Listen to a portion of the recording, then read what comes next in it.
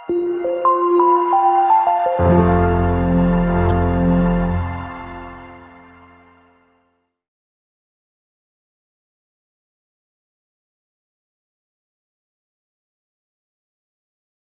kiai membiarkan negara ini hancur, tidak mau kiai membiarkan negara dalam kedoliman. Kiai tegur, kiai yang negor ini kiai yang baik, yang cinta negara, cinta bangsa. Kalau ada kiai berbeda, jangan ditangkap. Maka kalau ada, maaf pemerintah, maaf Pak Menteri, maaf Pak Wali Kota, maaf Pak Bupati, kalau dia kiai berbeda dengan pemerintah, itu kiai yang bagus, kiai yang peduli dengan negaranya, tidak mau kiai membiarkan negara ini hancur, tidak mau kiai membiarkan negara dalam kedoliman. Kiai tegur, kiai yang negor ini kiai yang baik, yang cinta negara, cinta bangsa. Kalau ada kiai berbeda, jangan ditangkap, jangan dipenjara. Kalau dia kiai berbeda, undang ke kantor kabupaten. Syukron Makmun berbeda dengan Bupati Lumajang. Bukan musuh saya ini, saya cinta sama bupati, supaya bupatinya tidak tergelincir. Undang saya ke kabupaten. Ini namanya demokrasi. Ngopi bersama dengan bupati, betul atau tidak? Kalau perlu dengan mie goreng, betul atau tidak? Mari bicara apa maunya Pak Sukron. Oh begini Pak Bupati Lumajang, begini Pak Bupati Pasuruan, sesuai dengan Al-Quran dan Sunnah Nabi begini. Kan enak toh. Jangan dimusuhi, lalu dianggap lawan. Ulama ini yang mendirikan republik ini. Kalau tidak ada ulama, tidak ada NKRI. Saya tegas, persilakan yang mau nuntut. Tidak ada ulama, tidak ada NKRI. Saya berikan fakta, karena yang sering jadi pemimpin ini orang yang tidak baca sejarah barangkali. Ya, Al-Mukarram Kiai Stakuf itu yang akrab dengan saya dulu kakeknya. Kiai Bisri Mustafa yang akrab dengan saya kemana-mana. Lalu dengan Kiai Ulil Bisrinya, sekarang cucunya. Lah ini perlu baca sejarah. Ketika Indonesia mau proklamasi, Bung Karno bikin 60 panitia, gagal. Akhirnya bikin 9 panitia. Terdiri pada Bung Karno, Bung Hatta, Maramis dari Katolik, Abi Kusno, Wahid Hasyim, dan termasuk beberapa ulama-ulama lainnya mendapatkan rumusan. Apa rumusnya? Negara Republik Indonesia berdasarkan ketuhanan dengan kewajiban menjalankan syariat Islam bagi pemeluk-pemeluknya. Di luar Islam tidak usah menjalankan syariat Islam bagi. Ini yang disebut Piagam Jakarta.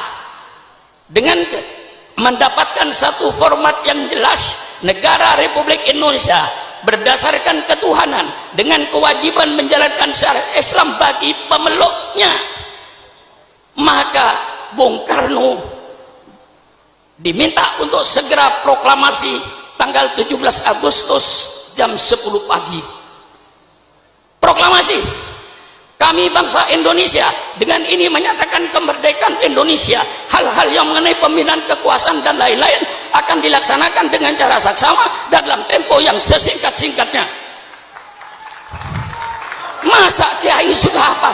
Kiai sudah berproklamasi begini, gua masih dicurigai radikal. Apa-apaan itu? Nggak ada itu. Kiai radikal tidak ada. Kalau Kiai Ahmad Ma'ruf Naim Mungkar ada. Betul kan? Kita ini cuma menawarkan konsep. Kita ingin melaksanakan peradaban Islam yang berdasarkan Quran dan hadis. Ini yang kita inginkan. Karena banyak peradaban yang berdasarkan hawa nafsu, seperti night club, dansa, joget, telanjang. Itu peradaban, tapi dasarnya nafsu. Kami ingin bentuk suatu peradaban, suatu bangsa berperadaban yang berdasarkan Quran dan Sunnah Nabi. Ini kami mau tonjolkan. Walladzi arsala rasulahu bil huda wa dinil haq liyudhirahu 'alad dini kulli. Dialah Allah yang mengutus utusannya dengan petunjuk dan agama yang benar. Untuk apa itu, Kiai? Liyudhirahu, untuk diperlihatkan kepada bangsa Indonesia, ini syariat Islam.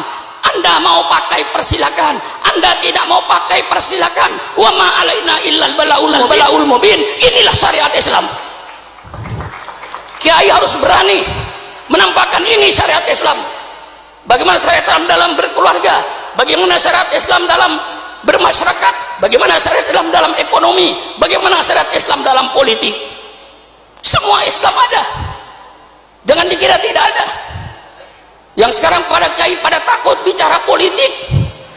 Kiai yang melarang politik itu dulu Belanda, karena Belanda ingin menjajah Indonesia.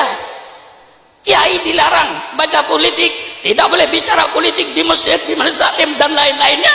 Itu yang melarang bicara politik Belanda. Kalau sekarang masih ada orang yang melarang kiai bicara politik, itu berarti sisa-sisa Belanda. Jelaskan, jelaskan.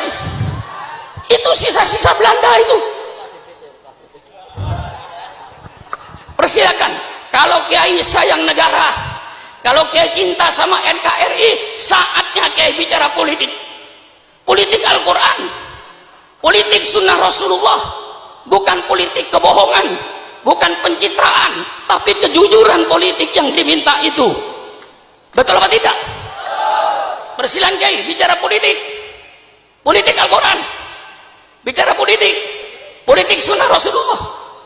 Yang kayak tadi itu Pak Bupati dan Pak Menteri, itu semuanya dalam Islam ada. Jangan mempersulit urusan rakyat. Hadis, man waliya min amri ummati fasyaqqa alaihim fashquq alaih. Barang siapa yang memegang pimpinan urusan umatku, dia mempersulit urusan umatku, maka dia nanti akan dipersulit oleh Allah di padang mahsyar. Maka ketua RT, ketua RW, lurah, camat, bupati, wali kota, gubernur, presiden, menteri, jangan mempersulit urusan rakyat. Kalau bisa dipermudah, kalau bisa dipermudah, mengapa dipersulit? Jangan sebaliknya. Kalau bisa dipersulit, mengapa dipermudah? Iblis. Nah ini betul, betul ya Pak. Kalau bisa dipersulit, kalau bisa dipermudah, mengapa dipersulit? Man waliya min amri umatih fasaqwan fasquq alaih. Man yasta'illahu ru'yatan yamutu yauma yamutu wa wasul li ra'yatihi haramallahu alaihil jannah. Ini hadis politik. Ayo bicara dengan orang-orang politik. Saya undang ke rumah, ayo bicara politik dengan Syukuran Makmun. Ini hadis politik. Barang siapa yang Allah jadikan pemimpin, kemudian dia mati, ketika mati kayak bah, sedang menipu rakyatnya, pemimpin semacam itu haram masuk surga, haram masuk surga. Doakan pemimpin-pemimpin yang belum memenuhi janjinya ketika kampanye, mudah-mudahan dipanjangkan umur. Betul apa tidak? Hei pemimpin-pemimpin yang kau belum melaksanakan janji-janjinya ketika kampanye, tolong ya Allah jangan dimatikan dulu. Kalau nanti dia sudah memenuhi janjinya, mau mati, matilah kau.